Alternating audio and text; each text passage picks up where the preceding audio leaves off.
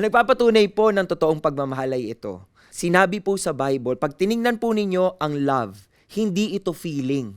Ito ay action. When you love something, you will do something for that, 'di ba? At yung pagmamahal natin sa Panginoon ay talagang natatranslate into action, 'di ba? Kaya nga love is patient, kind, lahat ito ay hindi lang feelings It is action. So ganun din, pagpapatunayan nating totoo yung pagmamahal natin, nakikita ba 'yan sa ating mga ginagawa? Nakikita at nararamdaman ba ng ibang tao pag sila'y nakikipag-usap or lumalapit sa atin, nararamdaman ba nila yung pagmamahal na yon?